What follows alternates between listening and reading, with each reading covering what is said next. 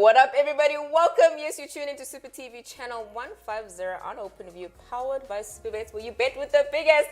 Okay, that's me on the side there because, hey, I'm live on Instagram because I lost a bet. Well, I lost to Debs. Fine. Hey, guys. Hey. And we finally have Debs with us. Tebogo Lekhuleni, a.k.a. Mr. Fudge, a.k.a. Big Fudge, a.k.a. Probability, a.k.a. our leader, our father. Hey? Debs, bro. Yeah, no, I've said why that. father, I don't know, because I feel like Debs is uncle, our dad. uncle, maybe, Okay, fine. brother. Malume Debs. Malume. He's accepting it. But Guys. I would rather father, though. Okay, My it's fine. goodness, man. It's fine. Right. It's a good thing. I'm basically prophesying Okay. into your future. Thank you, I appreciate that. All right, so guys, we're going to get to know Debs a little bit more. You saw him last week. He actually interviewed each and every single one of us, myself, Vuyo, Asanda, Obi, as well as Mo. He didn't get a chance to go this weekend. Mo was actually supposed to interview you. There is his picture over there. All right, and I can't wait to get to know him a little bit more. So if there's anything you've ever wanted to find out about Mr. Fudge, your super host, all right, send us a WhatsApp on 071-621-4746. All right, so basically, can we start? How do you feel, though? How do you feel? Are you excited for this one? I'm excited. I'm Okay, excited. cool. I don't know what to expect. As per usual, our interviews are always very crazy. But I'm excited. Okay, cool. You know what? I'm going to give you the full Supa TV experience, but of course, let's get to know you. Thank you. Tebogo, please tell us, all right, your full names as they appear on your ID. Wow. Really? Yes. Tell us your full names. Okay. My full names are Sizwe Excellent Tebogo Lekhuleni. Marvelous. Thank you. Excellent. And I have all three of them on my IDs. Love it. Love it. And you know I'm always going to tease you about this. But I love that about you, Debs. You got 3 names, and one of them is excellent. Yes. I love it. What's wrong with excellent? No, it's beautiful. Thank you. We love it. All right. So please let us know, where were you born? I was born in Nelspruit, in Nelspruit and Bombela, as it's called now. But I spent the first couple of years of my life Gamhlushwa, where my parents grew up. And then we moved to Malelane, which is a small town in Nkomas in Bombela. So I pretty much spent most of my life in Malelane. That's cool. Yeah. All right. And any siblings? I have a little brother. Well, if you look at him, he's not little. He looks bigger. It's like a whole giant. But I have a little brother, and he's he's 7 years younger than me. Okay. And he's currently in varsity. So it's only me and him, though. Are you guys good friends? Are you good pals? Are you close like that? Not as close as I would like it to be, because I'm not that kind of. I check if he's okay, if he's alive. If he's alive, and then that's fine. it. Yeah. You know how bros are. Yeah, it's like, okay, you're sharp. bro. You're okay, alive. Sharp. All right, cool. So basically, you lived most of your life in Malelane.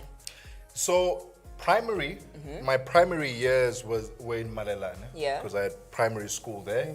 And then high school, I went to White River, which was pretty much a town away from Malelane. Yeah.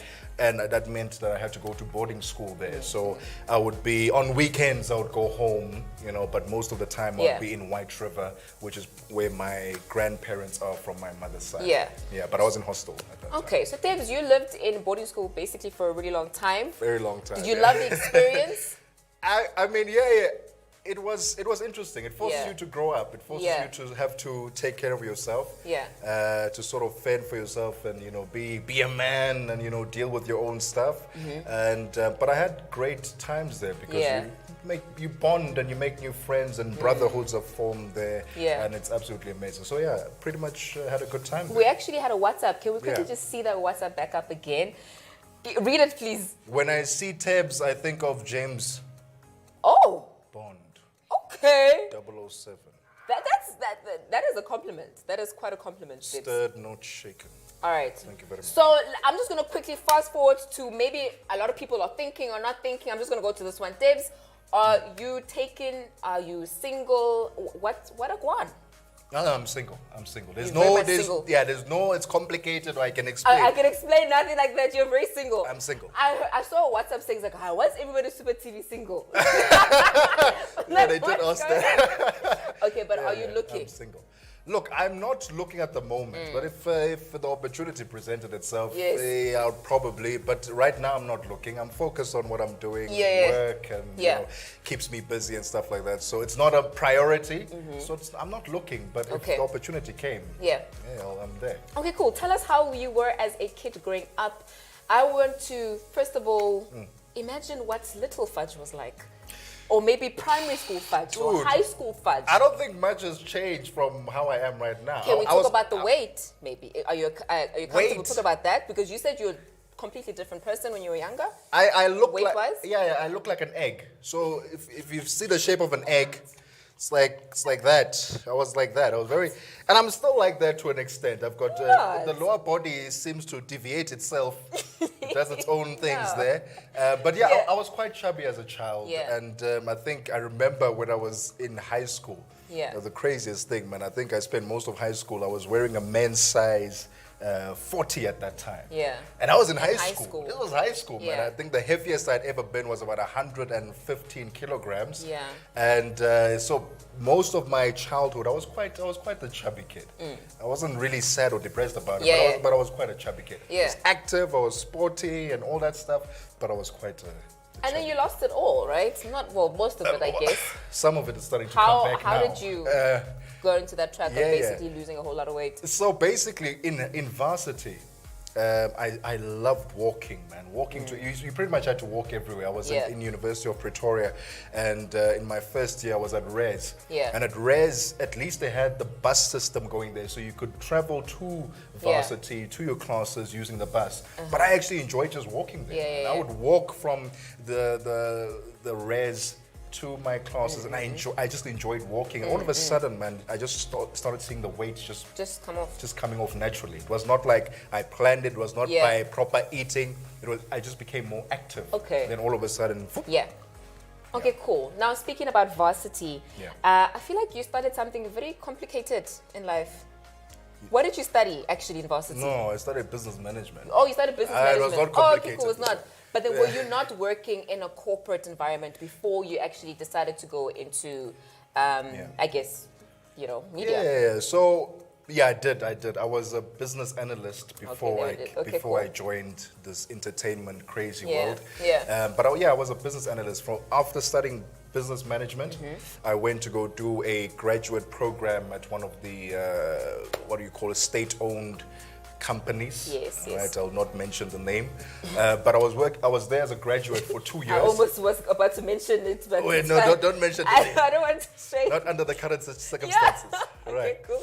So I was there for 2 years working as a business process analyst in training, business improvement. It was all about business improvement, operational improvement, writing processes and procedures so that the company can function better, and so that whatever output they wanted to deliver, there was a streamlined process and a document written so that people can follow it to ensure that the results are always consistent. So that's where I started, in the corporate world as a business analyst, writing processes and improving processes. Yeah, that's really cool.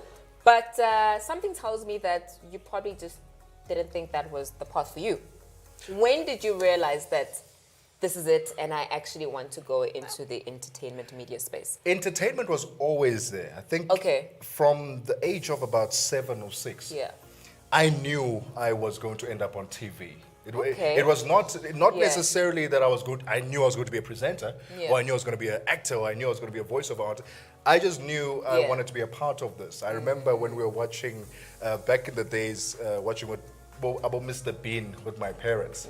Guys, first of all, Mr. Bean, till this day, I was shocked to realize that Mr. Bean only had it only has 14 or 11 episodes. Guys, that thing played every single... I was watching it just the other day and I was like, why does they all feel brand new? But there's only like 11 episodes or something like that. 11, it's crazy, man. So I remember we were watching about Mr. Bean. And you know what, for me, I'm such an awkward person. I remember when I was watching it with my parents, and every single time they would laugh, I would just be looking at them and be like, that's so cool. And every single time they would laugh, they'd think I was weird, because every single time they'd laugh, at them. I'd look at them and like, Look at them. And I remember for that half an hour, whether it was Mr. Bean or about my wife and kids or about Storm or whatever it was that we were watching, it felt for me that the problems of the day that my parents were going through had just disappeared, just for that half an hour. And I knew there and then, I was like, I want to be a part of this. Wow. We got a nice WhatsApp there. Debs, you seem like a cool and focused guy. Tell me, what have been your drive till this far? Oh my goodness. That's a good question. Thank you. Powerful question, that one. Yeah. My drive, I think my drive is the responsibility of knowing that I have been entrusted with a gift and God has sent me for a specific mission. Yeah. And he said, Tebogo, you will fulfill this mission. And I feel that responsibility to execute and to fulfill it and to live out the best that I can in terms of honoring the God who gave me the gifts that he's given me. So that's my driving force every single day, knowing that I've been entrusted with life, first of all. Life is such a beautiful thing. And that he's entrusted me with the gifts that he has given me to showcase to the world, because it will solve some sort of problems that I may not even see. But just by me fulfilling what I'm supposed to do, I'm doing justice to the gift that he has given me. So that's my drive. That is amazing. And I feel like you actually are living it, guys. So you know Debs is Mr. Fudge. You see him here on screen. He's got very dry jokes and that's him. Yes. But on a personal note, actually, out of everyone in this whole building, he's the person I've known the longest. Debs is probably one of the most generous people I've ever met in my life. Most generous, most thoughtful. He's always thinking about everybody, all right, in a sense, and always puts himself almost last, but not in a bad way, just because he's sort of recognize the needs of others, and then afterwards he's the type to just in the corner